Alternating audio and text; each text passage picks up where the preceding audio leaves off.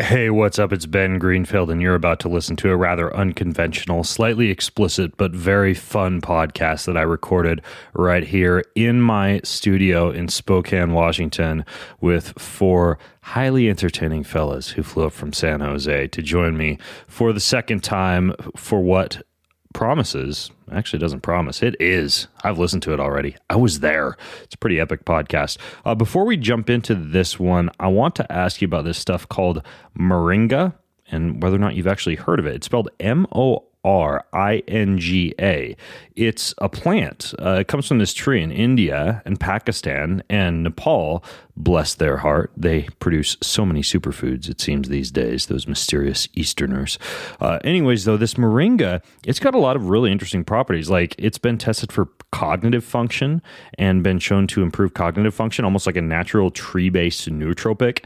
It has a huge number of polyphenols in it, specifically ones that help protect your liver. For any of you out there who like to teetotal, or however that's pronounced, every now and again, moringa can actually help to detoxify the liver. I'm not just saying that to use the word detoxify. It actually can help specifically to reduce oxidative stress in the liver and restore liver enzymes that may have been elevated to normal levels. The list of properties of moringa go on and on. Use Dr. Google sometime to look it up. But the reason I'm telling you all this is because one of the best tasting green superfoods on the face of the planet that I dump a tablespoon of into my smoothie every morning is called Organifi green juice. It's a coconut and ashwagandha infused green juice, and among a host of other things, a plethora of other things, a buttload of other things, it's got moringa in it. I'm sorry, Mom. I shouldn't have said buttload. Anyways, though, you can get this stuff at bengreenfieldfitness.com/fitlife, and you use discount code BEN to get 20% off. So you go to bengreenfieldfitness.com/fitlife and use discount code BEN to get 20% off this Organifi green juice. This podcast is also brought to you by GainsWave. Quick story. I stopped off down in Florida on my way back from a yoga retreat in Costa Rica a couple of months ago, meandered into this health clinic, went through a health consultation with a physician, and then proceeded into a small room where a nurse blasted my genitalia with acoustic sound waves to open up the formation of new vessels. I wasn't quite sure what to expect, but I could tell you that that night had quite a few fireworks when it comes to feeling as though I was a 13/14, 15, 16, 17, 18-year-old boy again, with no Viagra, no Cialis, no prescriptions, no pills. It's just this completely natural, non-invasive new treatment. And you can get it done too. Whether you're a girl or a guy, it works on both members of the sex when it comes to enhancing orgasm, vascularity, you name it. You go to you go to your phone, basically. You text the word Greenfield to 313131. That's Greenfield to 313131. And when you do that, they'll give you $150 off their treatment. And if you want the white glove treatment, no, not that white glove treatment, just the I'm going to be nice to you white glove treatment, and a discount, and you want to go to the same place that I had it done, it's in Miami. Yeah, you got to travel there unless you already live in Miami, but it's well worth it in my opinion. To do that, go to GainsWave.com, where you can click to find a doctor anywhere in the country, including Miami. Tell them I sent you. GainsWave.com. Check it out, or text Greenfield to 313131. In this episode of the Ben Greenfield Fitness Show, at the most, I'll put some good old-fashioned butter, MCT oil, or coconut oil in my coffee and go with that. If I eat early in the day, I find myself getting sleepier. So really, my go-to meal in the morning is nothing.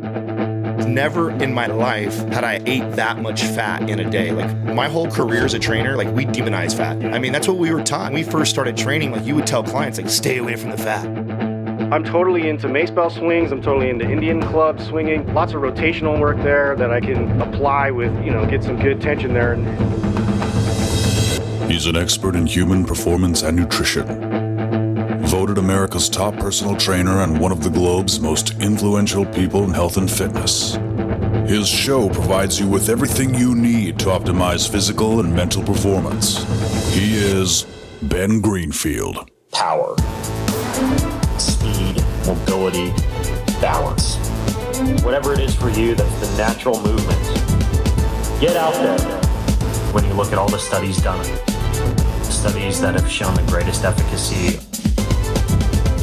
All the information you need in one place, right here, right now, on the Ben Greenfield Fitness Podcast.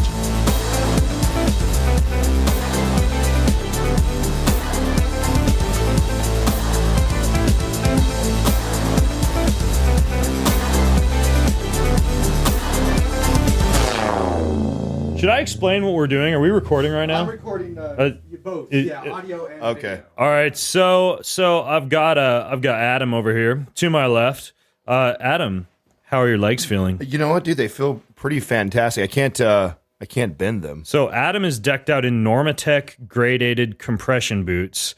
He's very, very sore from his long. What'd you do yesterday? A scooter session? He did walking lunges in Did a lot aerobics of- class. Oh, yeah. He did a lot of Zumba. Jazzercise. Yeah. So his legs are pretty sore, and he's standing in the norm. I've never actually stood in those. I usually lay in them. How's it feel to stand in them? Well, it would be a little more comfortable probably to lay down, but I'm not going to lie, standing up's not bad either. Mm-hmm. It actually, the air fills up underneath my feet, so I feel like I'm walking on like down pillows. You just have to make sure you don't have your dick caught in either the left or the right side, or that gradated compression can get a little bit uncomfortable up towards your hips. I think Well, he puts it down his leg pants, so I don't know. He Right. might be in a bad.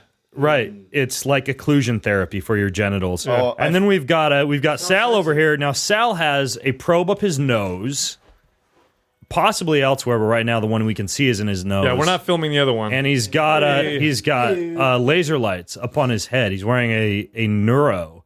That's photo biomodulation for your head that causes nitric oxide to get released in neural tissue and activates mitochondria in neural tissue. Is that why I'm having So- weird thoughts, or is that just not? That's not actually normal. No, it's That's how I mostly just normally- why you didn't get Alzheimer's in the past 10 minutes. Okay. Yeah. Well, there no, you they go. actually did develop that for Alzheimer's patients. So, yeah. See, you didn't get Alzheimer's. It works. And then Justin is wearing the Retimer greenish blue light producing glasses. He's also got the human charger in-ear phototherapy device going on. So basically, he's not going to sleep at all tonight. Oh man, I'm so alert. And do this. it's like he's bathing in natural sunshine. Yeah. And then I've got a electrostimulation pouring into my shoulder, electrostimulation goodness pouring into my shoulder. And I have gifts for you guys. Oh, I come bearing gifts. thank you. So you guys get to decide who gets what, but I've got a bottle of organic Pinot Noir. That's going to be. This is that's definitely- microfiltration, old world wine with no sulfites, no additives, completely organic. Beautiful. That's all I drink unless I'm drinking tequila, vodka, rum, whiskey, beer, or other wine. That's all I drink. I have a bag of extremely fine Mexican sea salt. Oh wow. This stuff is bomb. Wow. It has over 80 different minerals in it, which is frankly just a bunch of marketing bullshit. Just about all salt has 80 different minerals in it. But what I like about that is it's clumpy. I like put that on top of my smoothies, and it's Yeah. like salt that you can chew. And this might be worth a lot more money coming up here now with the wall and everything. You never Right. know. It might not be able to get this. It makes anything taste good. Yeah, So when we I'll go out keep to this. dinner tonight, if the food is shitty, you just bring. And I actually travel with a bag of that Do in you? my bag, and I'll bring it out to a restaurant like you go to a Whole Food salad bar, right? And Excellent. it'll just make any salad. taste Excellent. amazing. I have a bar of extremely fine from New York, custom made for me. Peanut butter dark cacao raw chocolate from Fruition Chocolate in New York. I interviewed a guy named Kevin Rose on my podcast. I'll take that a one. few weeks You're gonna ago. smash that. You got now. If you really like dark chocolate, my kids don't like it because it's like bitter cacao. Like it's like real stuff. it's That's we're right talking up like Doug's- we're that's talking Doug's alley like right there. nootropic level cacao where you can wow. feel the nitric oxide and it's just like eating beets. Oh wow. Extremely good stuff though. tricks That is some of the finest chocolate you can get from New York. And then since we're gonna go play laser tag tonight in the biggest laser tag castle in North America, I figured each of you could use a little microdose of shrooms. Yeah. That's Oh, about shit. 0.4 grams of fine psilocybin extract. I've got one for Doug too. Wow, Doug, excellent. I'll put yours over there. And if you pop that about an hour before we hit the laser tag castle, I can't guarantee you'll win laser tag, but you'll have a lot of The fun. lights will be Well, cooler. I feel Yeah. like I really want. I don't know what your thoughts were on this when we go, but I kind of want us to be on a team and like Joe some little kids up. Well, that's the thing is that's- we can take my kids and just basically up my kids and run around and shoot they them. can be on our team. I They're like gonna be to. so The good, only I reason I guarantee it. bring my children to play Laser Quest is to boost my score. So I tell them I love them and stand in front of me, guard me. They do and make then, good. They do tell them make we're good gonna be shields. on a quote team unquote, and then we play. So Excellent. yeah. Thank you for optimizing us. We're all booze, salted, Awesome. chocolated up. We're Yeah. all biohacked. and Let's get this ready to sucker rock and fired roll. up. Booyah! 3, 2, 1, go.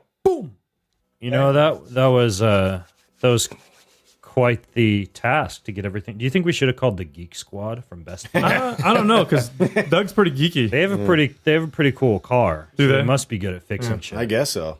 You can probably get. No, you're good, Doug. You're Don't good. they have Doug, like a Justin. VW bugs. I think it's like a Toyota Scion. Is it? Yeah, It used like to be the painted, bug, like like when they redid those. It was. Yeah. It was. How Paint it, it's like, ooh, cool. I tell you what, your hospitality, man. Really appreciate it. yeah. Yeah, every time we come here, Yeah, It's absolutely. really, yeah, very nice. You Thank even you. got to try some emulsified MCT oil. I poured it right in my did. face. Which you asked a stupid question, you idiot. I did. You I you did. said Whoa. you got I to get said- out like the blender to blend the emulsified. Idiot. That's redundant. Come on, though. moron. Write You it don't- down. You don't have to blend emulsified. Don't No. you know that? Well, what, idiot. Well, I poured it inside my mouth straight. Anyway, Yeah, yeah, emulsified. I think I did it the pumpkin wrong way, too.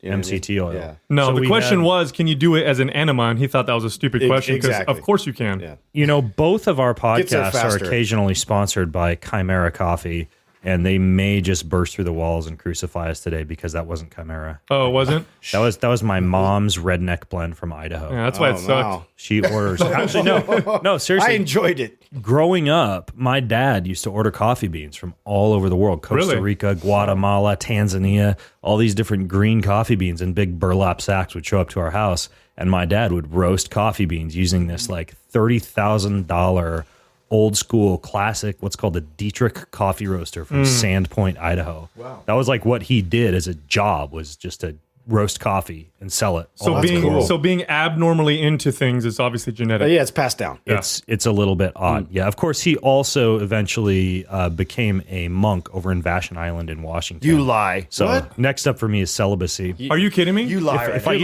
I use that ball light over in the corner of this Hold on, office back for long up. You enough, can't that just may- you can't just graze keep over. sitting on that You seat can't with just the say your thing on dad's your a taint. monk and graze over that. Is that true? Yeah. Is that- He was a monk for a couple of years, and then he moved to India and started doing like water treatment and providing structured water for animals in agricultural facilities in India. Are you with me right now? Is this And all now real? he's importing minerals from China and making special like water filtration units that mineralize your water. You literally just answered every question. Like it all makes sense now. Yeah, it does. It makes It- complete sense now. The dots are all lining up. but right before that, he was a paramedic, so there's that. now. So what happened? Relatively Was it like normal job. My dad is a serial entrepreneur. Okay. Yeah. He started a actually- Our cereal kind of company. people. Well, no, he so my mom moved from Detroit out to Moscow, Idaho, because in Detroit she was involved heavy with drugs, sex, rock and roll, and basically got attacked by these, and I'm sure she loves me sharing this kind of stuff on a public podcast. She got attacked, and there was an attempted rape by these 4 big black guys that broke into her office, and she like ran down the hallway, and they were all chasing her with guns, and she hid under a bunch of boxes, and they eventually couldn't find her and left, and that was like the last straw for her. She's like, I'm moving to Idaho. So she moved out to Idaho where her sister was living. At the same time, my dad's brother got murdered as they were dealing crack cocaine to Cubans down in Miami, and he got murdered in a knife fight with the Cubans. So he moved up to Idaho as well, and then met my mom. And so when does this motion picture come out? Yeah. This is crazy. That's I grew up in a full Miami/Detroit city slicker family out in the backwoods of See, Idaho. if I didn't know you, I think you were making it up because it sounds so crazy. Yeah. But Yeah. because I know you and I see, it all totally lines it up. makes perfect sense. Yeah. Right. That's- And so crazy. that's where I came from. Yeah. Wow. Those are my, Now, those are okay, my rich, give me rich time. background. When is how long ago? I only know this because I did 23andMe. tells you everything. Wow, they get really descriptive. It comes a little cartoon. Is that video how you do your walks me through commercials all now? that. Exactly. That's what you do? Exactly. Okay. Yeah. I'm trying to feel it out. Yeah, exactly. Okay. So just to set the context for those of you listening in, perhaps you heard of all the gifts. That was kind of like you guys ever read Chronicles of Narnia? Yeah. Where, like Aslan gives all the like Lucy and Edmund and everyone Yeah. Yes. gifts of like dark chocolate and psilocybin. Yeah. Yeah. This was should just do like that. Chronicles of Narnia. remember What is that that part of the one movie. thing that the kid eats in there all the time? The little gummy. Turkish Delight. Turkish Delight. You ever eat a Turkish Delight? No. It's the most delicious gummy candy of all time. It's the original gummy candy. So there was It's something so to good. that, huh? Yeah. It's definitely a delight. I've actually had Turkish Delight before in Israel. Had Turkish Delight. Yeah, and it's what like is it? it's What like is a it? it's like a chewy, datey. I don't know if it's made with dates. I think it's made with dates. It's like almost like a gummy candy, but it's naturalish. Yeah. and it's covered in powdered sugar. and it's ketogenic. Oh, very Yeah. keto. You gotta stay keto. It's got high levels of branched you have- amino acids. All you have to do is say that, and everyone's going to be rushing out to buy Turkish You know Delight. what? I would like to. By the I'm way, so glad you just said something. by the way, there's an affiliate That was code on keto Ben's. wine that you gave me, right? Emulsified Turkish Delight. Okay, the goal today is to see how many sponsors that you can slide in while we're having the conversation. that'd be great. Like little commercials as we're going, and see how many you can do while we're talking about all this stuff. Right, exactly. You guys, this is your second time here, and really, I think like the fourth time that we've podcasted together. Yeah. And there's so many questions I wanted to ask you about you. And if you're listening in, you could go to. I'll link to the other two episodes that I did with these guys. If you go to bengreenfieldfitness.com/mindpump3, bengreenfieldfitness.com/mindpump3 is where you can get the show notes for this episode and also the previous episodes that I've done with these guys. You guys, you live down in San Jose, right? Which is where I've been to see your facilities. You got Yeah. cool gym. Cool Thanks, studio man. We had a down great there. time with you there, man. Yeah, you were like one of our first guests there. It was awesome. And we've talked about so much on previous episodes. And so listening to those episodes if you're listening in, but I've got some other questions that I want to ask you guys because I'm so curious where you're coming at with like meals and diets and supplements and workouts and all these little things that we haven't had a chance to talk about. So a little bit of rapid fire here to get going. I want to start with you, Adam, former IFBB bodybuilding pro. By the way, the sound you hear in the background are his air pants. He was just farting. Is that over driving and everybody over crazy again, or what? excessive farting. You can hear it like. Yeah, it's very airy. Right. Yeah. It's very nut airy hugging. farts. He had lentils for breakfast. I see. Slow release. Those are ketogenic, by the way. They're slow carbs. Slow carbs brought to you by Tim Ferriss.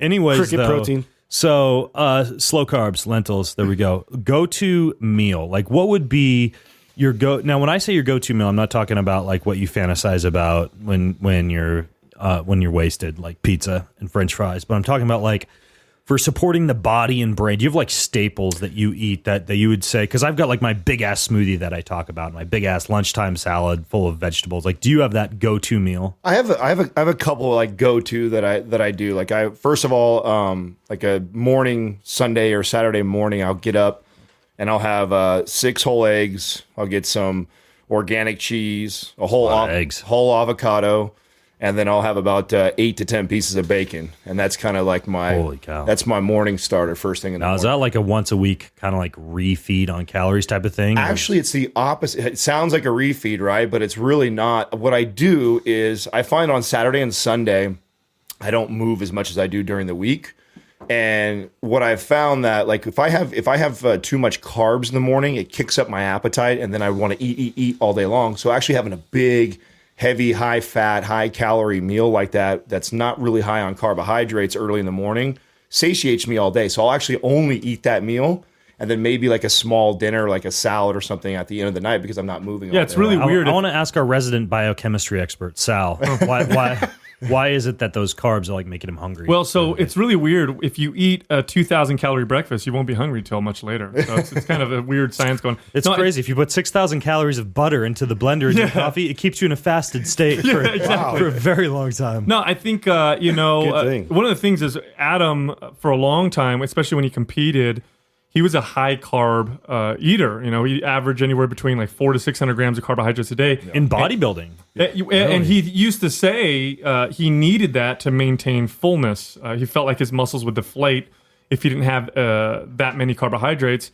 And when we started Mind Pump, we started talking a lot about different ways of eating. And I was a very big advocate of trying ketogenic style, diets. Mm-hmm.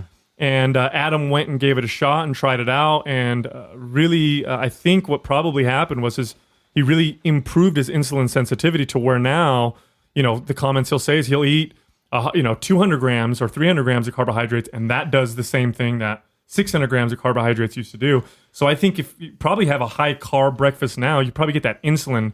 You're so sensitive to it now. Yeah. You get that insulin, spike and then crash. Which is fine during the week. So the insulin is driving glucose into muscle tissue to be conserved as glycogen, and then it's gone, and then you run hungry out, again. and then you're hypoglycemic. That's it, exactly. Yeah, that's really interesting though with bodybuilding, because I used to restrict carbohydrates when I was a bodybuilder.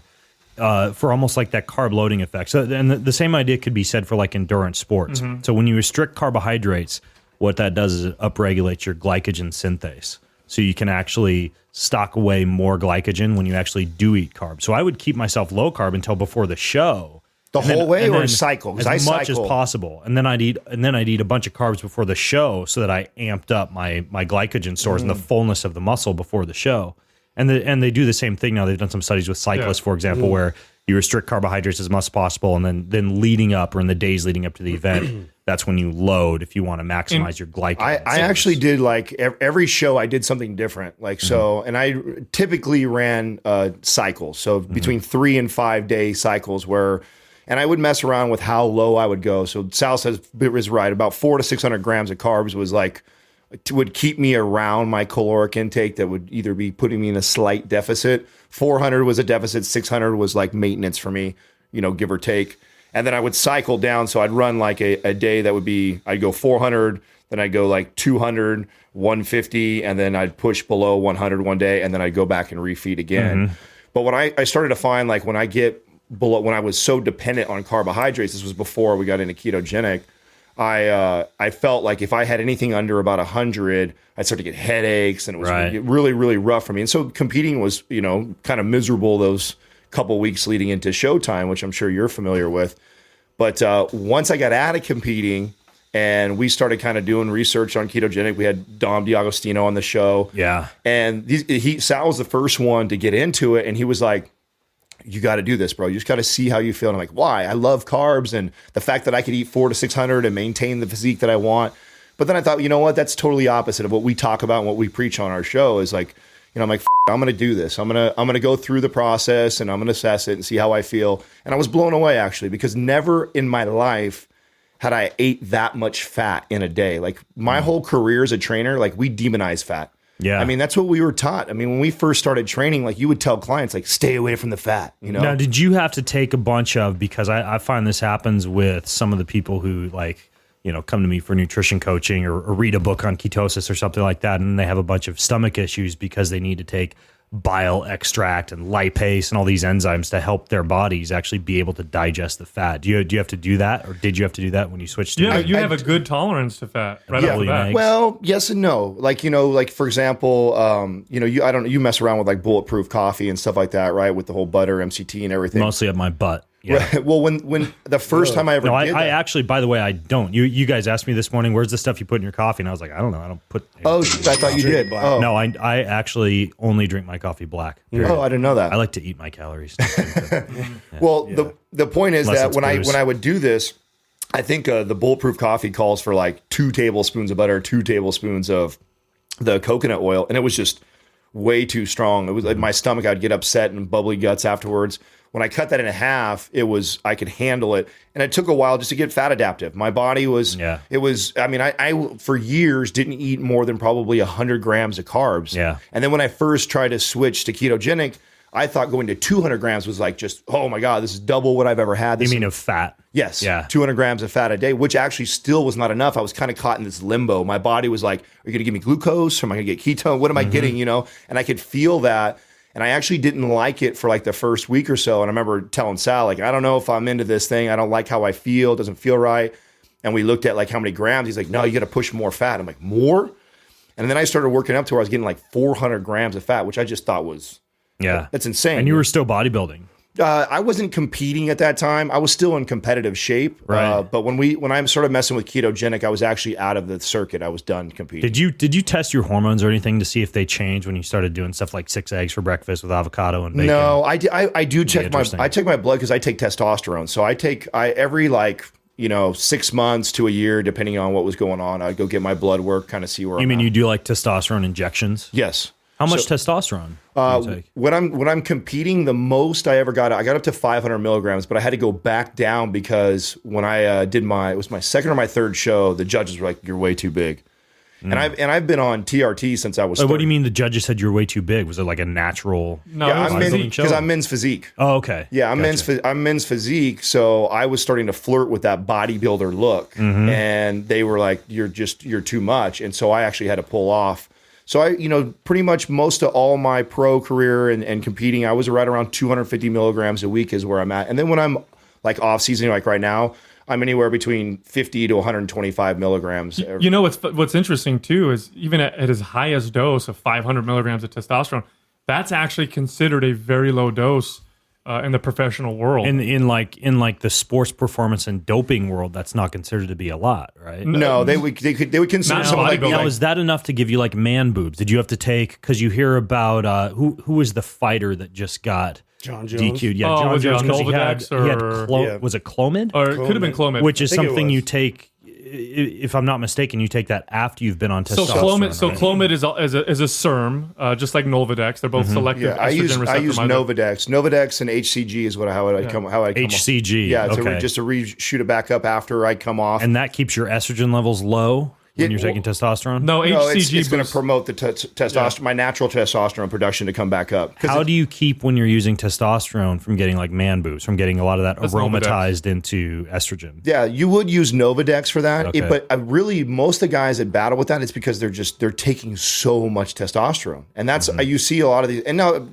everyone's unique, just totally unique. Yeah, let everybody's me backpedal a little bit before everyone goes like, "That's not true." I mean, I take this much. Well, everyone's different, but you could be super sensitive to gynecomastia, and then you could be somebody who's not, and you could handle 3 times a dose. But typically, the guys that I know from competing with my peers, the ones that battle with side effects they were just stacking so much stuff with no rhyme or reason or understanding what they were doing. I mean, in the competitive world, I found it really crazy how that's what everybody wants to talk about. Like, you meet a guy, you never met him before, and everyone looks great backstage. And it's like, it's not what's your workout routine, what's your diet. It's like, oh, what are you running? Yeah. What do you call it? Gear? Yeah, what gear? What's your gear? Yeah, what's your gear? What are you on? And it's Yeah. like, really? Like, Nothing. I just do the intranasal light therapy, bro. I would love to say that. Wow. Yeah, but that was, it turned into more about that. And then when I started hearing how much these guys in the men's physique, there's guys on the Olympia stage that are natural. So there's some guys with good genetics and could make it all the way to the professional level and actually look at that. It's a very small percentage.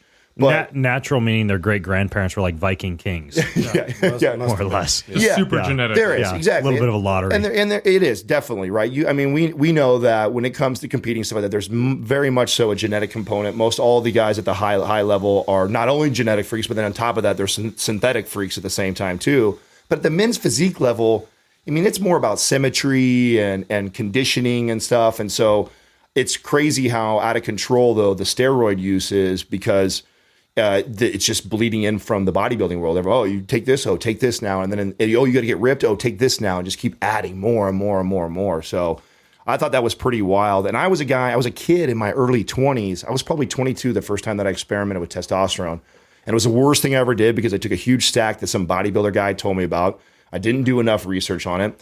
And I had huge side effects down the road. So I got gynecomastia from it. I had a huge drop in my sex drive. By the time I was 30 years old, I was testing like below 200. In a situation like that in the bodybuilding industry, are you guys getting this from like online pharmacies, or do you just like find doctors who prescribe it? Wow. Well, when I was young, when I first experimented in my early 20s, it was we would go over to Mexico and get it, or it was, believe it or not, the stuff that you could get back then was more legit than what it's out there now. Now it's become so huge that everybody is making shit in their bathtub. and making their own label and trying. And I remember that transition. And it was right around like 27 years old or so when I remember looking for testosterone out there and all the stuff that people were sending me. I'm like, no, this is not, because I used to have the anabolic Bible that you could go through and like, okay, that's not real or that's fake. And most everything that's on the market now, probably a good 80% of it is made at home from someone. It's hard to the find stuff like that was being pharmaceutical done, type grade. Yeah, the stuff that was being done when we were in our 20s was predominantly Mexican veterinary steroids, which wasn't the greatest either. It wasn't pharmaceutical grade, FDA approved. Yeah. I don't know, though. If I want to get swole, I want the stuff they give the horses in Tijuana. Let's be honest. In fact, the bottles would have pictures of like pigs and cows. Equipoise would have those donkey shows say everything. Right? But now what they do is they buy bulk powder testosterone from China, and then they mix it themselves and put it in oil themselves, and then they sell it. So you have all these underground labs, and it's really that's probably the biggest risk you take with taking anabolic steroids nowadays is that you're getting some black market shit that's probably could be tainted, probably not accurate. Yeah, I doubt the guy's using a clean room. Yeah, but China's really good at the Olympics. Yeah, there's that. Yeah, exactly. All right, so we got the skinny from you, Adam, on your giant eggs for breakfast. The avocado trees people are chopping down. Yeah, that is just the weekends. I've given that as a strategy to a lot of clients. I think it works really well for a lot of my people. But when on a weekend when you know you're not gonna be active, is having just a high fat. Obviously, that's a lot. I'm a big guy. I'm almost 230 I'll pounds. still out eat you at sushi tonight. By the way. All right, it's on. It's on, bro. Challenge. Wow, did that just happen? The gauntlet's been thrown. So good. Yes. If I do more THC than you do, I will out eat you at sushi tonight. Referee this. It's kind of funny because these guys just rolled in from California, and obviously here in Washington, the dispensaries are just a dime a dozen everywhere. Yeah. So you guys, were you privy to some of the high quality Washington extracts? In California, it's been medicinally legal forever, and so we've got some incredible marijuana there. It's just weird to walk into a place and have it look so commercial. Yeah. Like the labels and everything, it looks like... Oh, it's like a candy store here when you walk in any of these It's pretty cool. Shops. It's very fascinating for me. I started 2 of the first cannabis clubs in the Bay Area. So I was a part of the very first wave that came through before they were pretty much anywhere. And it was very, very underground when we first started. It was very, very sketch. I was also a part of the first company, Steep Hill, that did all the testing for all these facilities. So they were the first ones to really start to... make you test and then give you back. Okay, there's nothing in here, or they could tell you if it was organic or if they used any supplements for the plant. You could tell the THC levels, CBD levels, all that stuff. Now, the thing that I think is kind of funny is, though, and we were talking about this last night because I got this. I think I have it with me. I do have it with me. So I'm looking at it and I'm going, all the years that I grew and all the years that I've been through around testing, and so that is that? This is actually it's a joint. It's a pre-roll. Oh, okay. It's a pre-roll from your local dispensary here, and the breakdown on here is crazy. It's 25.14% THC. You couldn't find that not that long ago. That's a very high amount. That's really, really high. So when I was growing, if we were getting between 17 to 21% THC, we were pretty much the super top shelf guys what we were producing. And what did you say that one was? 24? 25. Yeah. They've done a good job at pushing these plants to produce, because they grow them indoors, they pump in nitrogen, they make the room cold at the right time, they add the right nutrients, and they squeeze out like ridiculous levels of THC, which nitrogen, we pump in carbon dioxide. Sorry about that. Yeah. It's not nitro infused coffee. I just weed. I'm fascinated with what they're pushing out of these, what they're getting out of the plant. 2 days ago, I made edibles up here in my kitchen. I have one of these magical butter machines. Have you seen this? It's like an immersion blender. I watched for like the video. 8 hours on your kitchen counter. Yeah, so I broke open 40 of the CBD capsules that my company makes, and it's like turmeric and ashwagandha and lemon balm. Very, very kind of sleepy time. But then I blended that with ghee, coconut oil, a little bit of dark cacao powder, some stevia, an entire bag of reishi spores. And if you haven't had reishi before, it's like one of the most relaxing medicinal mushrooms that you can get. And then what else did I put in there? A little bit of sea salt. And then I decarboxylated some of this like high strain THC, like this stuff that you just took out, So I cook it in the oven for about 40 minutes, Yeah. grind that and put that in there, and that all gets blended together. And you melt one of those in your mouth, and about an hour later, you're just like deep into a lucid dream. Oh, wow. Just dead to the world. And I track all my sleep cycles, and every, like, I should show you this, my sleep.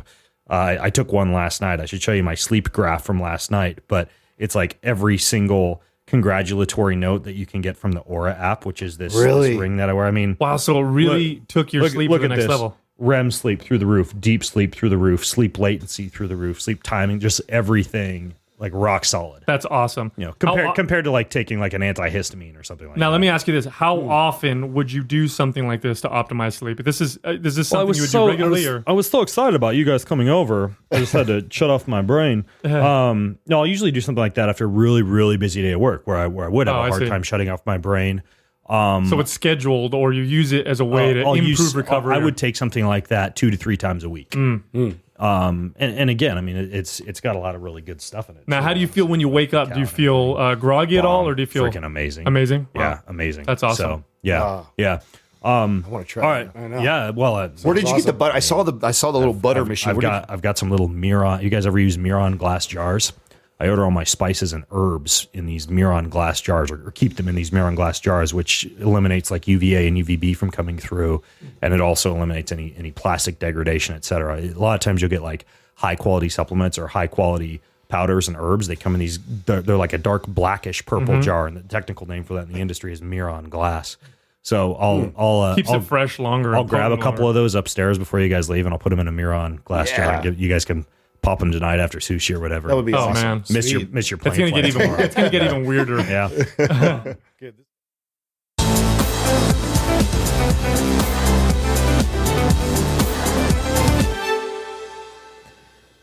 Hey, I want to interrupt this show to tell you about exactly what Justin from Mind Pump was wearing during the first 20 minutes of our podcast. And that is something called a human charger. It's in-ear light therapy. Ask him how he liked it. He seemed to dig it. Anyways, you have proteins on the surface of your brain that are similar to those found in the retina of your eye. And when the retina of your eye get exposed to light, you get this dump of serotonin, dopamine, noradrenaline, all these feel-good chemicals, and you eliminate things like jet lag and seasonal affective disorder, aka SAD. Anyways, though, you get similar reactions when these photosensitive proteins on the surface of your brain get exposed to light through your ear canals, and that's exactly what this human charger does. You put the LED earbuds into your ears. They blast your ears with light for about 12 minutes, and it was originally designed in Finland for jet lag reduction, but it works for a ton more. I use it every morning. Obviously, my podcast guests who come to my home to record use it, and you can use it too. 20% discount. You go to humancharger.com/Ben and use code BFitness for 20% off. So that's humancharger.com/Ben and use code BFitness to save 20%. This podcast is also brought to you by shrooms. Shrooms that are completely legal, but that are chock full of a ton of benefit. What I dumped into my coffee this morning, and I kind of like pick my poison depending on what happens to be in my pantry that day, was something that promises to make me as tough as a Viking. No, seriously, it's this mix of Arctic herbs and wild harvested mushroom ingredients. The greens, the berries, the tree bark, the root, it's all in this one powerful blend. Yeah, I do personally put a few drops of stevia in there, and then I dump my tea over it, and it's like a fantastic morning brew. The stuff I used this morning that I just mentioned is called Viking Superfood. Got a whole bunch of stuff in it, including Indian gooseberry, which is known to help improve muscle tone, metabolism, and protein synthesis, and also rhodiola, which was used by the Vikings before fights to give them strength. So since I planned on fighting a lot today, I guess, I took it. It's an adaptogen. It's going to turn me into a Viking. I wish I had my Viking helmet on right now because I had Viking in my tea. It's 5 different wild-crafted superfoods, a whole bunch of other stuff that you can get from these people. They're called Four Sigmatic, not the people, the company. The people are called Vikings. Foursigmatic.com/Greenfield is where you go. And when you go to Four Sigmatic, FOUR Sigmatic.com/Greenfield, use coupon code Ben Greenfield to get 15% off. Foursigmatic.com/Greenfield. Use coupon code code Ben Greenfield for 15% off and enjoy the little Vikings in your coffee cup.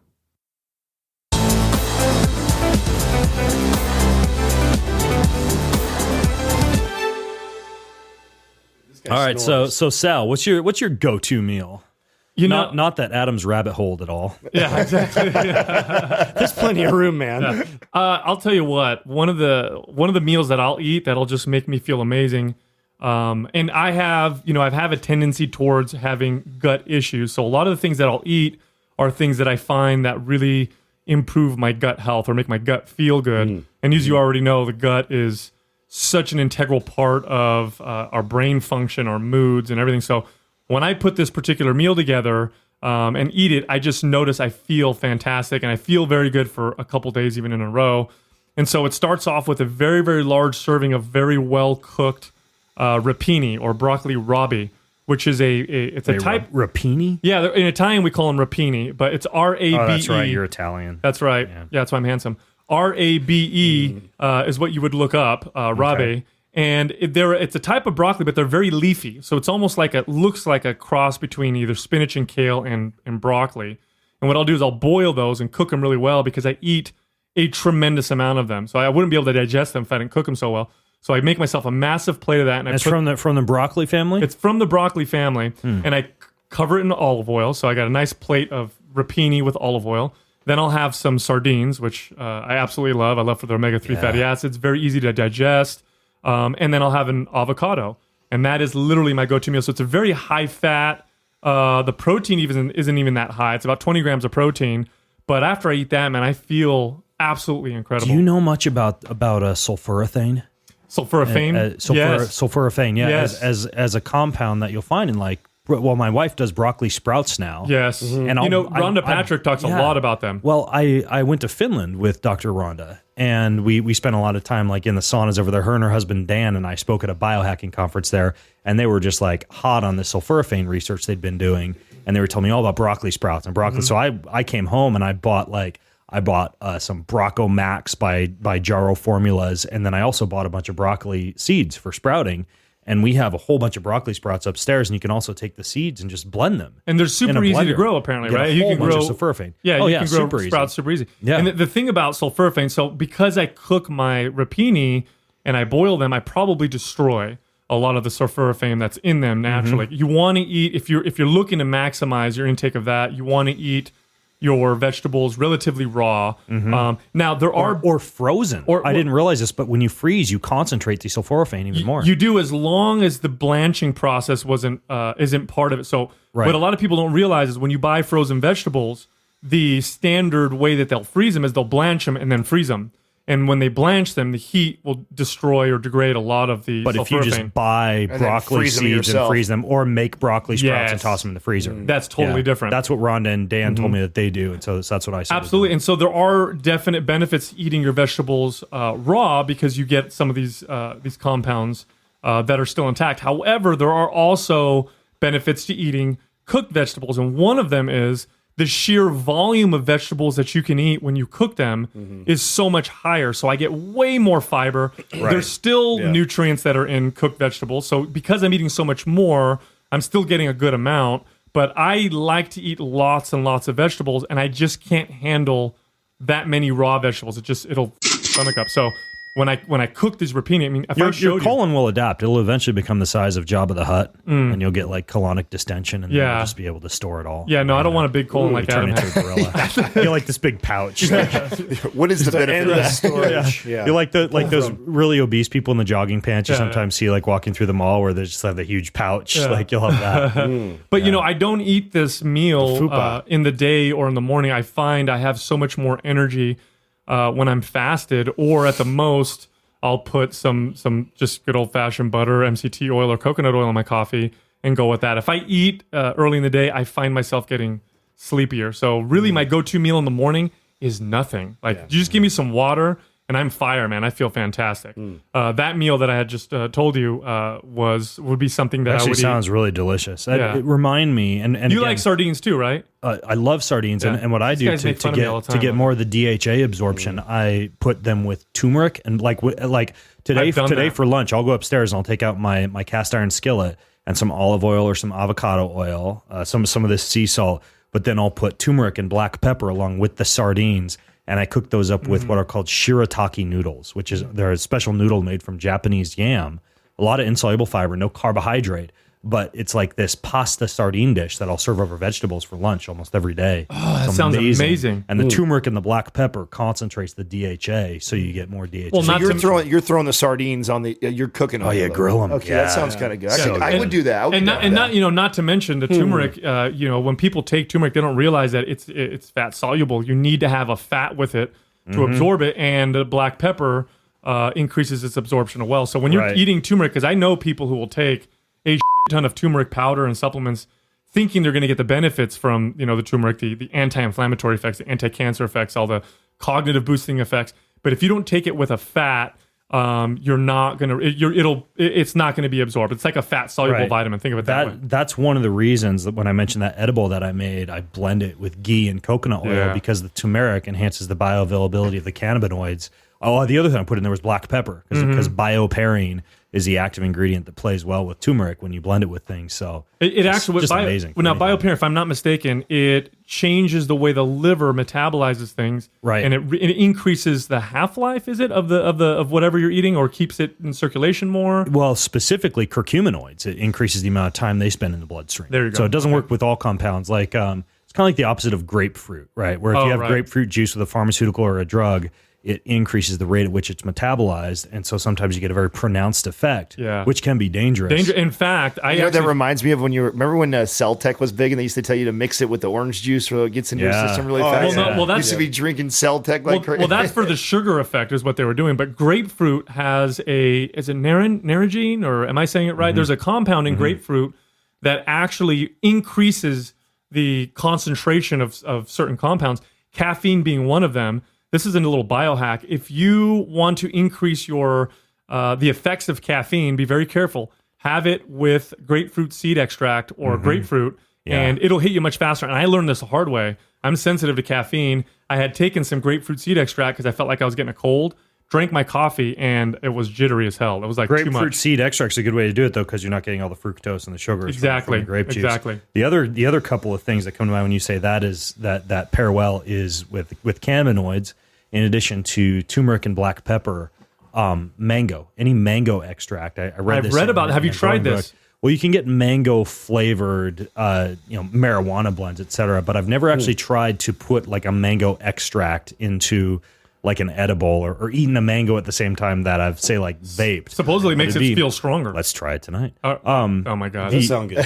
The other one, so you bring the grapefruits, you bring the mangoes. Okay. The other one is anything citric acid based blended with an alkaloid. And so I don't know if you guys are familiar with or if you've used, not to turn this into a complete drug show, but Kratom. You use Kratom at all? I have used Kratom, and I just heard they were trying to ban that recently. Well, here's last the thing. year. Here's the thing about Kratom. I used it because I heard all this. And I love trying new things out. Yeah. I did notice a tolerance building effect, which I always am a little weary of, where I felt like I needed more and more, and I felt like you could, because of that tolerance building effect, there could be some addictive properties, physical addictive properties.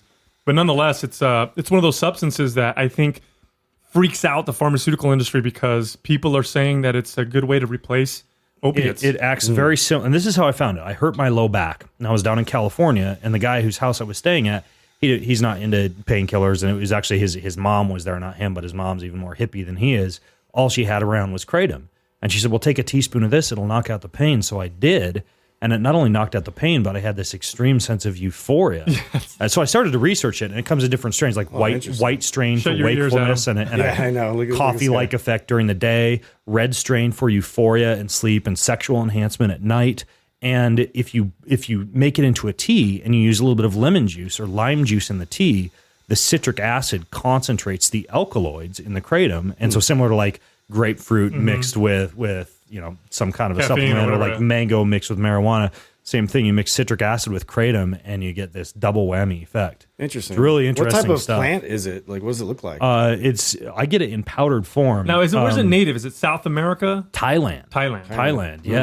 Yeah. So really missed your interesting opportunity. stuff. Yeah, but you can order it online. The FDA tried to schedule it as a class 1 substance unsuccessfully. last year. It definitely kind of like CBD. One caveat: look, it's definitely something you feel, and there's definitely a dangerous amount I think you can take. I don't think it's toxic, but I know some people have had some negative side effects. So it's something that works. Don't make a hamburger out of it. Yeah, exactly. Well, you want this guy's talking about like a tea. You're take a teaspoon. Don't take like a pound of it your first time. Yeah. Well, you got people who are like, this is gonna make me high. I'm gonna take a whole bunch. When you look at the standard way to take it, because this is how I'll use a lot of, and I get a hard time for this sometimes. Somebody will give me a greens powder or a Chinese adaptogenic herb complex, and I'll just dump it in my mouth, right? because you get a lot of that mucosal absorption. So I researched Kratom, and apparently the go-to way to take it is to either chew on the leaves in your mouth or to just take the powder, to put it in your mouth, and then just to get a little sip of water and swish around your mouth until all the powder goes away and dissolves. So you don't get the same citric acid effect of making it into a tea. So we'll throw that to our evening stack we're going to do tonight. So far we have the we have your butter, THC, turmeric thing. We've got the microdose psilocybin. Are you sure we're not going to a rave after that? I don't know. It might feel like a rave. Okay. Yeah. No, we're actually just taking my children to sushi. So that's all. Father of the year. I will mention to my wife we'll be taking an Uber to sushi. Don't worry, Doug's going to be with us. We'll keep it on the hush. He always keeps us under control. Yeah. Thanks, Dad. All right, so Justin, go and by the way, if you're listening in right now, if you go to bengreenfieldfitness.com/mindpump3, mindpump the number 3, I'm going to twist these guys' arms to actually send me each of these recipes that they are describing to you. Yeah, God, that's cool. I'll put them in the show notes so you guys can get Adam, Sal, and Justin's go-to recipes. Mine will be easy. It's just coffee. All right. Justin's just coffee. There you go. Yeah. No, seriously. What's your go-to meal? So I mean, for me, it's real simple. So I like to tend to restrict what I'm eating for the most part to get me energy. So if I want to kind of refocus and get one meal where I feel like, okay, I'm optimizing my nutrients and all that, around like 3:00, I'm going to build myself a nice salad that, I'm going to get every color I can possibly get in there, usually from like bell peppers. And that's a good way for me to really diversify. And then if I can, I'll add in some eggs and, get in some avocado and make sure I get like some scramble eggs and put them on the salad. No, like hard boiled eggs. I always have hard boiled. So here's why. Because I have chickens, which you have chickens here, right? Yeah. Yeah. So I got like 6 chickens now. They're finally producing again. So, I almost was this close to sending them, out. I'm like, you got to get rid of these things. We almost had we were going to have some chicken sandwiches. They also said Chick-fil-A real quick. I was telling them they were on borderline right there. But so they started producing again. And it's interesting because each one of them has like a different colored egg. Wait, why did they stop producing? Because 2 of them were brooding. And then after that, so we tried to fix the problem by actually getting them eggs that they could sit on and fake eggs, right? Yeah, Cadbury eggs. No, they weren't even fake. You put Cadbury eggs. We have some of those fake eggs. They work. Oh, you do? Yeah. We have so that you should have heard Adam's advice. Adam's like, you got to go in there and show him who's boss. Oh my God, went up a little bit. That was inappropriate. Yeah, let's be honest. But it was funny. Chicken raping is one way to get them to produce. I knew you would go there. Oh my God. I said it last time. At least he said it on his show. You know what I'm saying? You're like, this omelet is fantastic. I finally raped a few last night, and they're producing. That's how you mix the eggs before they Big, come out. beautiful yolky eggs. That's horrible. There you go. God damn it. So yeah, they have different colored eggs, which is interesting. I just like to see like what naturally is going on based off of like what they're eating out. I let them free range all over my property. So natural chicken egg, and it has like a little bit of chicken on the outside of the shell. And that's how you know that it's like a real chicken egg. Right. Oh, okay. I actually wash that off. That makes me a little nuts. I like getting the diversity in my write that down. microbiome. So I'll sprinkle some of that poop right now. So you just basically do eggs with a bunch of salad. Eggs with a bunch of salad. And chicken or whatever else. Throws a hot pocket right on there. Meat. Throw in there, like I said, I keep it really simple. So it's a pretty easy recipe for your listeners. Easy peasy. To throw together. Yeah. Easy. Almost boring. Yeah. Almost kind of real like boring. Real boring. Dude, you're asking the wrong guy. You can ask. I thought you were going to talk about like emulsifying the eggs with a mango. I don't get on your guys' level with that kind of stuff. So I like to keep it real simple, man. I am a fan of bell peppers, though. One of those things that you have to buy organic because they're notoriously high in pesticides and herbicides. But Yeah. for vitamin C. see, So I how do you can't feel eat- about that with like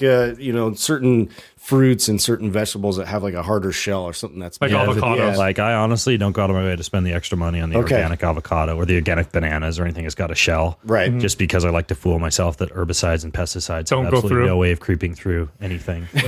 Yeah, like the human skin, that can't absorb shit. No, so yeah, right. and why would a banana skin be able to absorb anything? No, but not I at do all. go out of my way to go organic on the strawberry, the dirty dozen. That's what they call 'em. Strawberries, Yeah. peaches, etc. Yeah. So a couple other questions I had for you guys. I wanted to talk to you a little bit about supplements, but I think we kind of kicked that horse to death already. So workouts. You guys are obviously on the road right now, traveling. We're going to go tackle the Laser Quest Castle of Nights. You'll get your 20,000 steps in. But do you guys have go-to travel workouts that you do, like you, Adam, when you're out and about to keep yourself shredded? We created a program called Maps Anywhere, which is specifically for that. But if I'm being completely honest, it really depends on what I'm currently focused on right now. So, and I don't know how you guys are and how you guys train, but for me, like, I like to become like hyper focused on a specific goal. It's why the whole bodybuilding competing thing was super entertaining and fun for me, but then I was over it once I kind of made my way to the professional level. Then I was like, okay, I did that. Now I'm on to something else. And right now I've been addressing a lot of my lack of mobility. So during all that hypertrophy training and meathead type of lifting, I really didn't realize how bad of a position I had put my body in until I started to try and do some, mobile type move. I'm sure 150 pounds of dual compression on each leg right now is really helping with the mobility. I feel stiff as right now laying in these, or standing in these things.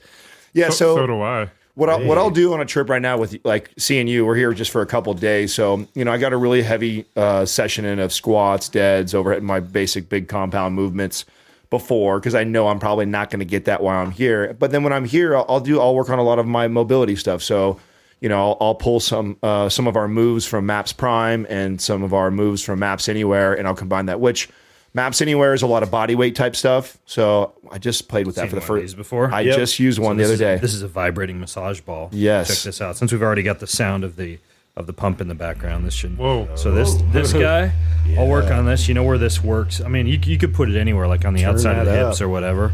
But Put it on your have you bonds. guys ever done work on the psoas, like laid down on a ball? that's this gnarly. works amazingly. That's gnarly. Plus, you'll poop like a baby. Right on my So- piriformis. Just last week, What's I this actually thing called the hypersphere? It's a vibrating ball for deep tissue work. I actually just laid on that exact tool last week for the first time. Our one of our athletes, Mike Salimi, he's a kettlebell sport pro. He had it. He brought it with him, and I was like, "Let me check this thing out." That's the first place he told me to put it too. Put it right there on your cellar. Check that out. What do you mean, one of your athletes? So we sponsor a kettlebell sport. Are you familiar with kettlebell sport yet? Yeah, I'm the world champion. You are. So that can't be true. We I have think that Mike guy. will challenge you. Yeah, right. So we have he was the first athlete, and we wanted to sponsor somebody different. Like we didn't want to go. We wanted to do a sport that we were really interested in, that I think is kind of underground a little bit right now. And kettlebell sport, a lot of people aren't familiar. We weren't familiar with it until we got tied up with kettlebell Kings and into that community. And then we kind of found out it's kind of like CrossFit for kettlebells. It's that same type of mentality. You mean like there's actual workouts and actual defined The competitions events like you'll events. do It's like long cycle snatches and stuff like that. for So, time, yeah, and for you're time. doing and it's. I mean, the Very Russians have been endurance competing forever in kettlebell type sports, and kettlebell sport is a little bit different with the rules and the way they put things together. But it's going to be Actually, it's think going to you'd be really pretty like big. You like it. Yeah. It's cool. Yeah. So you'll like go to an event and it'll be like you're going to do this exercise with the kettlebell and see who can do the most reps in X amount of So time. there's weight classes. So if you weigh X amount of pounds, then you get a 70-pound kettlebell. This guy gets a 80-pound kettlebell. This person gets a 50-pound kettlebell. And then it's like 10 minutes. Yeah. Who can get the most Do out? they have kettlebell preacher curls? That could totally dominate. That's what I feel like I can do. Oh wow, I'm looking at this on your phone. Kettlebell, also known as Jiravoi sport, a power endurance feat of cyclical nature. Wow. Lifter success involves proper breathing patterns, aerobic capacity, stability, mental focus. Huh. Interesting. This is seriously right up your alley. No, you would like so. In fact, we're going to be hosting. It's a big community. We're going to be hosting. We're hosting a competition. You should come down for that. That'd be a good time for you to come. And anybody can come. You don't have to be in the sport. And they're going to have an event that has nothing to do with kettlebells. And we're going to surprise It'd be great people. to have Ben come host it with us. It's in May. I think Ben would. You would kill it. Yeah, because it's a very endurance like. You have to have serious mental fortitude to be able to compete. Well, and the plus, as you guys know, after walking my front door, I have a yoga swing, and so there's no way I can't rule a kettlebell competition. Automatically qualifies. Actually, it's a yoga trapeze. They keep telling me that. I thought it was the company that said it to me, like, quit calling it a yoga swing. It's a yoga trapeze. Yeah, you would like turns you into a beast. You would like our Everybody buddy knows that about Mike yoga. Salemi, man. Together. He's a very, very important. What does he weigh? About 150, 160 pounds? I mean, you want to talk about strength to weight ratio that will blow your mind. This guy's all just natural, always been natural, superhero. Very, very into gut health, mobility. I'm just very well balanced, very intelligent gentleman. He's got all the he has all the LDOs. He's got all the check. I'll link to it. Does he have like a web page or something? Because I'll link to it in the show notes. Kettlebell Lifestyle. Okay, that's his Instagram page. Cool. Yeah, that's his Instagram page, and then you can find him through us because he is now an official athlete of ours, and we've had him on the show. Or we just had an episode with him recently on there. They'll see his name up there. Shot quite a few YouTubes. With him. It sounds to me like what you do, Adam, is you crush it when you're at home, and then when you hit the road, you do a lot of mobility work. Yep. Basically. Yeah. Totally. I like that. That's a good approach. How about you, Sal? So I just got back from a long trip in Thailand, which, by the way, Thailand is probably one of the most amazing places I've ever been to. I love Thailand. Oh, it's gorgeous. I go there every year. Really? So we were to compete over there. They have the best triathlon in the world. It is amazing. It is like you've never seen. I was just telling these guys we were at Koh Phi Phi.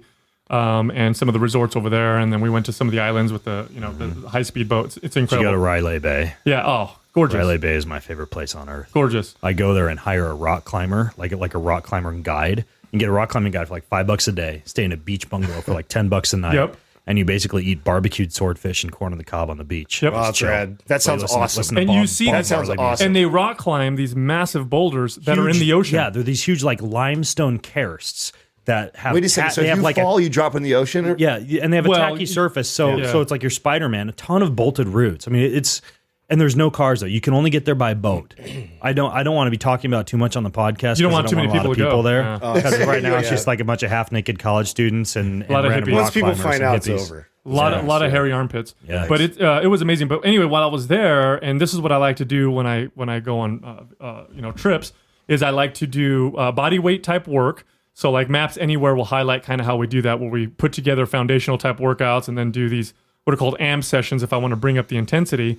But another thing I like to do... Maps is just your guys' special name that you give to any of these workout programs that you create and sell online. Yeah, so we have... they're different targets. Why don't you tell me the acronym? Yeah, MAP stands for Muscular Adaptation Programming System. Us being trainers and taken that approach with exercise, we understand the importance of exercise programming, how to program a routine. People don't give any credence to that anymore. It's just a bunch of... Oh, you work your biceps, you work your chest. These are the exercises. Or they're all very intense driven, right? That's typically what you see now is that, the workouts that a lot of people sell online is just like who can put the most crazy workout together that make you the sorest. And we understand adaptation, so our programs are designed around different types of adaptations. Maps Anywhere is the one that we do that doesn't require any equipment. But the other thing that I like to do is I like to improve my control in new ranges of motion. So what I'll do, let's say I'm somewhere for 10 days, is I'll dedicate 2 or 3 days to static stretching to gain new ranges of motion. Then I'll dedicate 1 or 2 days of activating the muscles while I'm in a static stretch. So at first, let's say I'm doing the splits and I'm relaxing in the splits so I can get range of motion.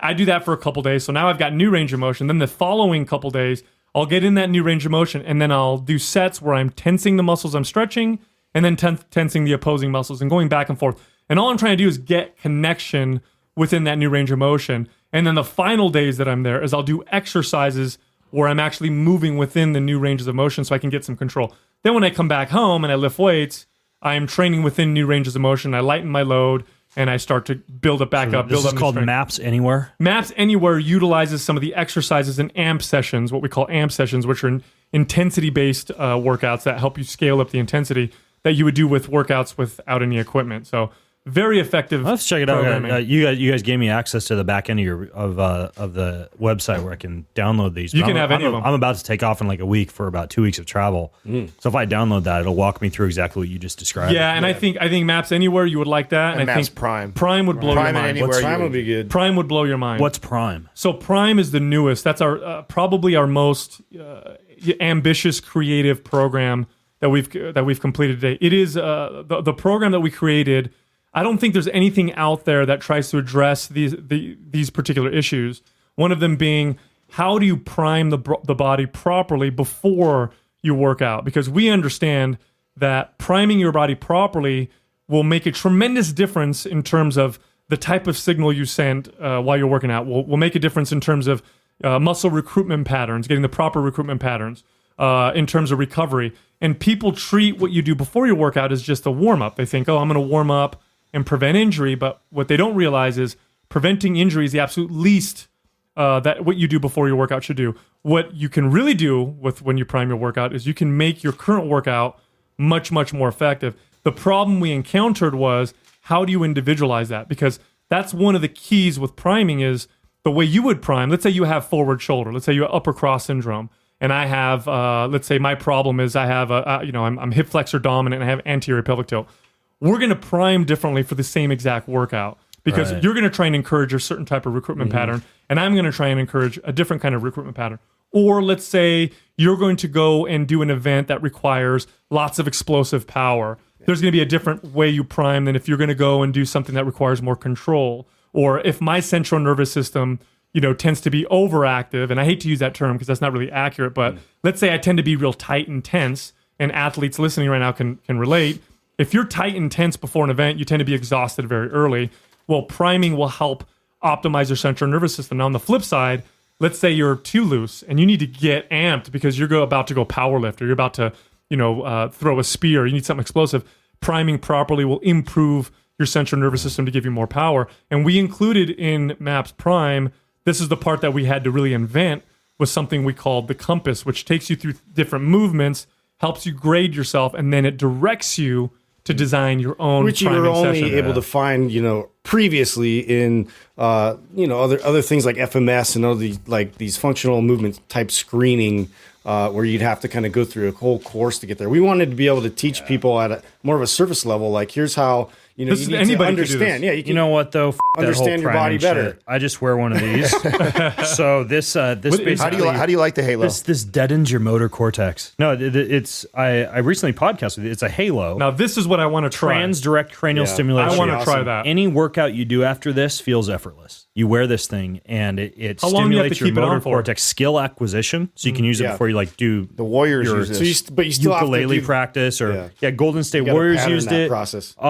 You wear it for 20 minutes and then you're primed for the next 60 minutes for your workout. So you're priming your brain. And all it does is it activates the motor cortex. See, here's what I would like to do. Anything motor skill related. Combine that with I would like to try something like this that primes the brain with our program, which is really a body priming type program. You prime while you're priming. You're priming. That's right. You prime the fuck out of This is yourself. priming new squared. program, Super Prime. Priming We put the squared. prime in primal. There's a man standing outside my office with a shovel. Yeah, Should we just keep going? Do we know who he is? Yeah, I have no clue who he is, but we'll just let him do his Hey, he's thing. working though, so that's, He looks like he's working. Yeah. He works for the government. So you got employees working around your house you don't even know. So I want to think be he able works for me. to give Justin a chance to squeeze in his workout, his go-to workout. no, it's a. Hopefully and you'll it's be more, happy. Hopefully it's more exciting than I your was salad. just gonna dude. say, I know, dude. Where I lack in Put an nutritional, egg on a bell pepper and I go to the it's amazing. Himalayas and I get some very amazing. specific, berry, and I smash it, and then I do all these very, Yeah. I get some cinnamon, and I'm not that specific. Bro. I do that I'm sorry. too. It's called the that's Himalayan ridiculous. Some cinnamon people berry. have to live.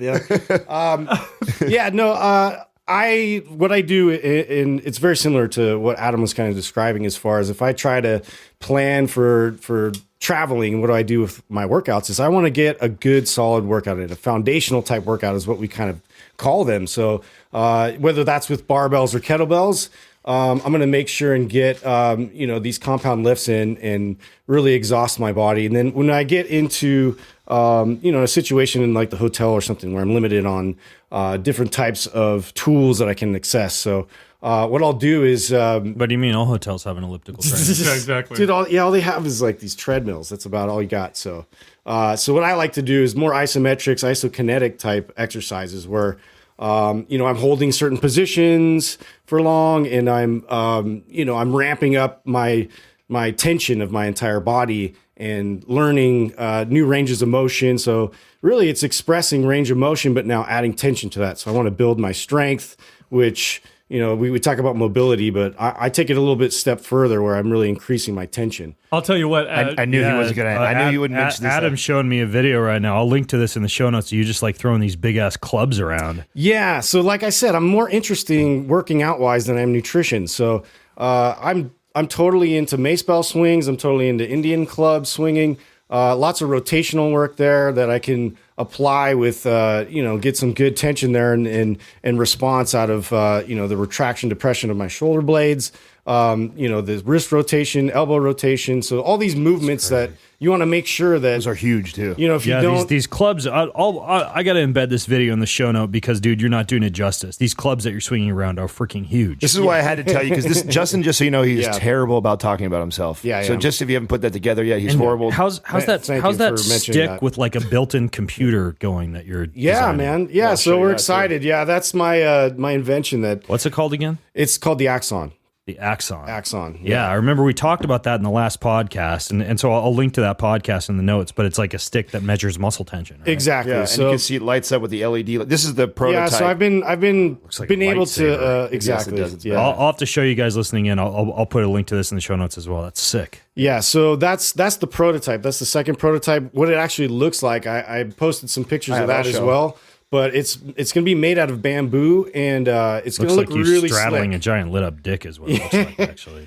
Well, if that's what you see, that's what you see. Yeah, mind Some pump, people think it's a stick. Mind Pump Justin on Instagram. Okay, cool. I'm going to link to this. That's really cool. That's and rad. You can use this to basically create a bunch of muscle tension, but then at the same time, the light tells you how much tension you're creating. Yeah, exactly. And it's guided. Wow. It's guided. So think of if you're a coach even, right? So I want to be able to prescribe a specific exercise and program entirely. They're going to be able to send that to their athletes, and then they're going to be able to download that eventually. Where so it actually collects the tension, the tension, tells you your max output, all that stuff. Oh wow, quantum! Yeah. That's really cool. Yeah, it quantifies it right here. Dude, I can't wait till this comes out. Yeah, that's going to be sick. Yeah, I'm definitely going to hook you up with one and have you play with it and give me feedback and stuff. So I'm excited about that. Only us would get excited about giant sticks with lights on them that measure muscle tension. Yeah. No, it actually is cool. Disney, call me because it definitely could be a lightsaber. All right, I got a rapid fire question for you guys to finish up here. You have the Mind Pump podcast. Mm-hmm.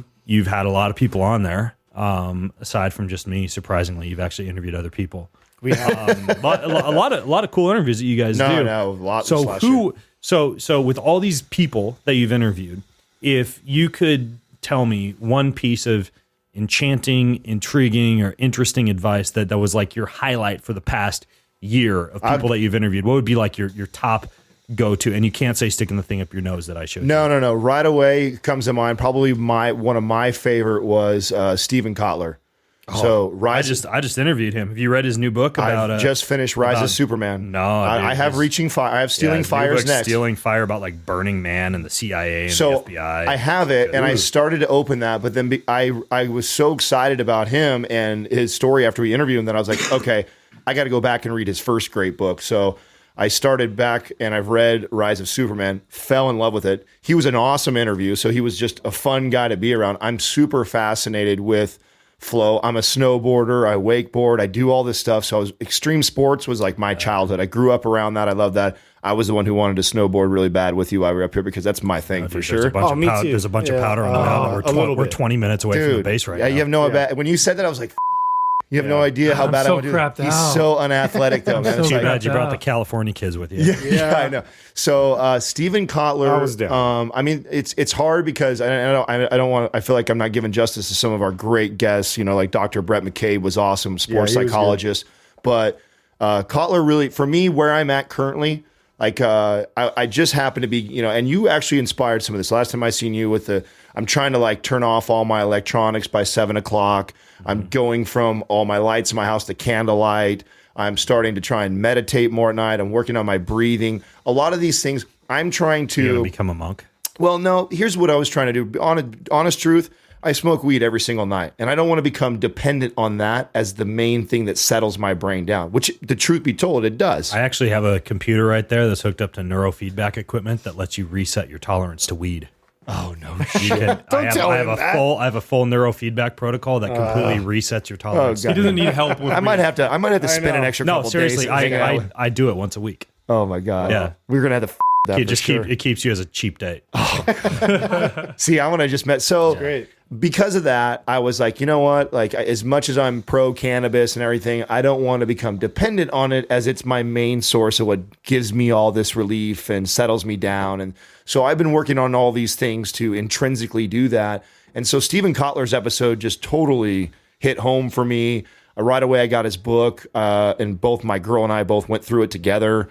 And I'm getting ready to do his newest one that I actually don't even think that's released yet. I believe people can't even buy that. So Stealing Fire. Yeah, I think it comes out the 24th of this month. So it's back behind me. On I see it. Yeah. How did you get one early? So he interviewed him, right? You said you interviewed him. I threatened him. How did bought a hitman on the dark web? How did you like the interview? Did you? I loved it. I thought I it was interviewed awesome. him and Jamie Will. Oh yeah, fantastic book, fantastic right? interview. All right, so Stephen Kotler. Nice. I'll link to that book for those of you who want to pre-order it on Amazon. I'll put it in the show notes. How about you, Sal? They've all been pretty interesting, but two of my favorites were Dr. Terry Walls, who created the Walls protocol and cured her own MS, and talks a lot about how she progressed from taking certain nutrients that would help her to eating a paleo type diet to then creating her own protocol to include foods that were very, very nutrient dense. I'm sure her eyes popped out her head when Adam said he was eating 400 grams of carbohydrates per day. Well, this was actually after. We were at that point. He had stopped doing that. 20 grams max, you're going to die. Yeah. But, one thing that she said that really struck home was that, she said she was giving us advice on how many vegetables we should be eating a day. And I thought I was eating a lot of vegetables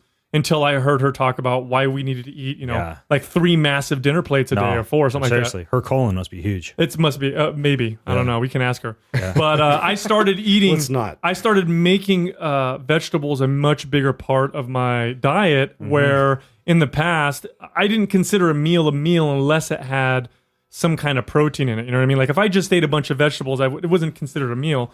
Whereas now I have entire meals that are all vegetables. I think we all did, right? That's the neatest part about having great, like really intelligent. You could take something away from great, right away when you get like these doctors or great authors, and it's like, man, you know what? Let me play with that and start to incorporate that into my life. Honestly, for me being a podcaster for the past 10 years, almost my entire life from a health and a fitness and a nutrition standpoint has evolved from podcast guests. Yeah. It was like, oh, that's cool. I'll try that. I totally I never would have heard that. Makes that. sense. And then you see what works. That's why I thought it was a great. It's an awesome job. I get to talk to super smart people, except you guys, every He's such a nice host. two days a week. Like these people who I'd normally have to like probably pay $500 to $1,000 or more an hour to even be able to get on the phone with them. I can just sit there on the microphone with them. It's absolutely awesome. So, crazy. So Dr. Terry Walls really influenced me to eat more vegetables, larger servings. I saw tremendous benefit from that in both energy, health, my skin, sleep. I mean, everything. It just felt so much better, and that's what I do now. And then Zach Bitter, who's the American world record holder in the 100-mile race, and he's a keto athlete. And I from an athletic standpoint, a ketogenic diet. Is it going to benefit you? Maybe if you're an ultra endurance type athlete, and he really confirmed that. And he talked about how during these long races, he used to have to constantly feed himself with hundreds of grams of carbohydrates. Whereas when he's keto and he's doing these runs, small doses of carbohydrates, and they get utilized much more effectively. He doesn't have to carry as much stuff with him. He doesn't have to fill up his stomach with as much, sugar or whatever to keep himself fueled. And his body's so hypersensitive to these carbohydrates that they get utilized very well, and that's how his performance went to the next level. He also talked about how his inflammation went way down. So I thought that was fascinating, how you could, if you're an athlete and you use a ketogenic type diet, but you want to maximize performance, how you can utilize or take advantage of, I should say, that insulin sensitizing effect throw the carbs in when you're ready to perform, and you get, better performance. Exactly. That's what a lot of ketogenic athletes don't emphasize, is the fact that ketosis isn't necessarily a performance. It's a definite longevity and health aid, but it's not a performance aid unless you take advantage of that maximized insulin sensitivity and you have those periods of time where you use sugar as a sometimes drug, right? Where you're like, okay, I've been in ketosis for 6 months. Now I'm going to go out and do my 100-mile race and just like eat a shit ton of sweet potatoes right before that. And then you're like, God. Yeah. Right. So, and then you get it's a noticeable boost in performance. Right. So Zach Bitter, and I'm going to link to all these. So Terry Walls, Zach Bitter, Stephen Kotler. I'll link to all the episodes that you guys did with these folks. How about you, Justin? I like Dr. Brett McCabe. Yeah. He was it was refreshing because me and Adam always like to talk about sports, and because we spent a lot of time growing up. I played on 3 different sports: baseball, basketball, football, and just to hear that type of mind from a coach and how he motivates people, and it was just refreshing to hear. It reminded me a lot of like some of my real influential, impactful coaches that I've experienced. What does he coach? So he's a sports psychologist. Yeah. Okay. Yeah. So he works on the athlete. He specializes in baseball, is where his most of his and golf down there in San Jose. PGA. No, he's we're flying. Where are we flying him from? I don't remember. Doug, do you know where? I don't remember. Sorry. Yeah. Should ask the assistant this one. South someplace, right? Yeah. Is he in Florida? We're flying him from somewhere. I don't know where. I don't know. He's coming in though. He's coming in the studio and he was a great guest. Like just like Justin said. Justin and I don't get a chance to talk about sports very often because of the science nerd over here. Because of Sal. kid who can't He's dribble got a basketball. grappling down though, so Yeah. you can't completely. Can we go dismiss it. outside and throw a football after so we can all laugh at you? Let's do it. Video it. Yeah. Is that the one you kick? Here, catch. It's like the kid in what's that show? What Michael Cera was in, where every time his dad would throw him a football, he'd just like curl up in the corner and shield himself.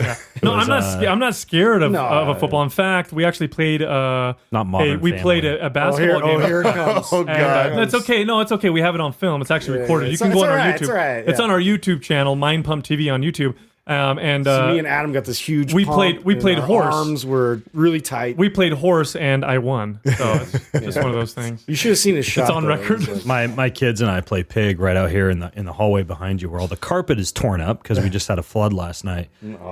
So we're all going to die of mold. By the way, I know. If you Don't guys, tell Dave Asprey. If you guys were Dave Asprey, you wouldn't have even ventured down here. That and all the blue cheese in the refrigerator. Right. But we set up a target at the end of the hallway and have bow shooting competitions indoors where we'll play pig and horse with the bows. Oh, awesome! It's fun. McCabe was cool. He was a pitcher for LSU, so he was part of the World. He was on the really World cool story College with World that. Series team, Yeah, nice. and he goes into like this whole story with like that the dynamic between him and his coach and the mental warfare that he had of like getting out on the mound and going out there to save a game and stuff. So he gets into all that. It's pretty cool. Yeah, it's a good. Yeah, well, it was all how his coach really was able to challenge him, and like really tell him what he needed to hear. That got him into the point where he could reach a lot of like what they're talking about with flow.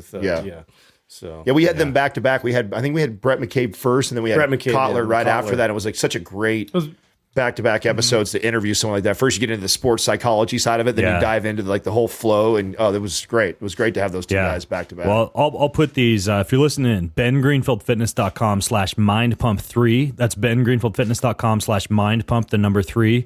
Fellas, we got a date tonight at the biggest laser tag castle in North America. Yeah. We've got a lot of different things to experiment with beforehand. Some excellent sushi afterwards.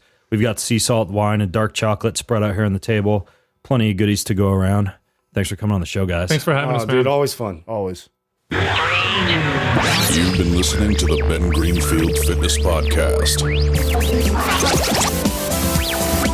Go to bengreenfieldfitness.com for even more cutting-edge fitness and performance advice.